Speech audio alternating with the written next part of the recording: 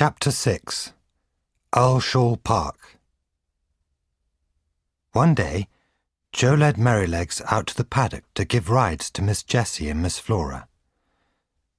When Joe brought him back, the little grey pony had some news for us. "The mistress is not well again. She and the master are going to live in a warmer country. He is going to sell all his horses." I felt very sad. I liked living at Birtwick Park. The squire and his wife were very kind to me. That day, John was very quiet. Little Joe Green always whistled cheerfully. But the sad news made him quiet too. A few days later, we heard that Merrylegs was going to live with a friend of Squire Gordon, and that Joe was going with him. Ginger and I were sold to Lord Westerly of Earlshall Park. The next day, John took me and Ginger to our new home. Earlshall Park was very grand, and there were lots of stables. A tall man came out and shook John's hand. "I'm Mr. York, the coachman," he said. He led Ginger and me to our new loose boxes, where he rubbed us down and fed us. "Tell me about these two, John," said Mr. York. "Are they good workers?" "They're the best pair of horses in the land," replied John. "But they are quite different. The black one is gentle and will do anything you ask, but the brown mare can be difficult. I think she was badly treated before she came to Birtwick Park. But she is happy now, and they both work very well together. We have never used a bearing rein on them." "They will have to wear a bearing rein now," said Mr. York. "The mistress will ask for it. She's a very fashionable lady. She wants her horses to be fashionable too." Then John patted us both. He looked sad as he said goodbye. I was very sorry to see him go. In the morning, Lord Westerly came to the stables. "Lady Westerly will go out in the carriage today, York," he said. "Yes, sir, but the horses have never worn a bearing rein. Can I leave it off?" Mr. York asked. "They must wear it," replied Lord Westerly, "but don't put it on too tight at first." Mr. York put on our harnesses and hitched Ginger and me to the carriage. Then he led us round to the front door of the house.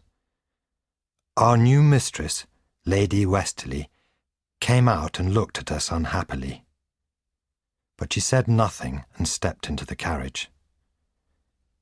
I didn't like the bearing rein, because I couldn't put my head down or stretch my neck. But that first day wasn't too bad. Ginger and I tried our best. The next day, the bearing rein was much tighter. My neck hurt, and the sharp bit cut into my mouth. "Now you know what it's like, Beauty," said Ginger. "If they make the bearing rein any tighter, I will make them sorry." The next day, our mistress came down the steps. "Tighten the bearing reins at once, York," she shouted. Mr. York tightened my bearing rein first. It felt terrible. It was so painful. When he tried to tighten Ginger's reins, she reared and kicked up her back legs. Then she fell down. Mr. York called the groom, and they unhitched us from the carriage. The groom led me back to the stable, and Mr. York followed with Ginger. "The horses don't like that bearing rein," Mr. York said. I warned our mistress, but she didn't listen. Ginger never pulled the mistress's carriage again. A new horse called Max took her place.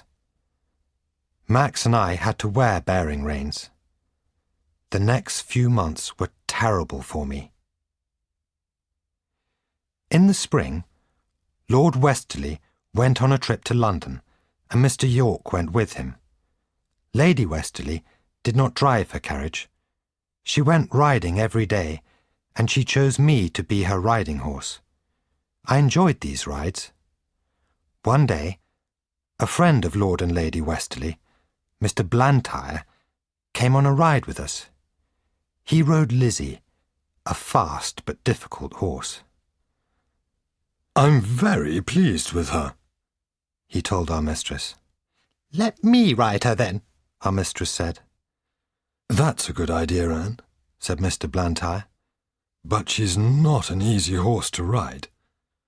"Nonsense," replied our mistress. "Help me up. Now, I want to take this letter to the doctor's house." So Mr. Blantyre rode me, and our mistress rode Lizzie. When we reached the doctor's house, Mr. Blantyre jumped down and went through the gate with the letter. Our mistress waited for him on Lizzie. I stood next to them. On the other side of the road, I saw some cart horses in a field. A boy was driving them through the gate and whipping them. Suddenly, one of the horses ran across the road. He ran straight into Lizzie. She kicked up her back legs and galloped off with our mistress on her back. I neighed, and Mr. Blantyre ran out of the house. He jumped onto my back and cried, "Come on, Beauty, your mistress is in danger. We must go after them." I galloped fast.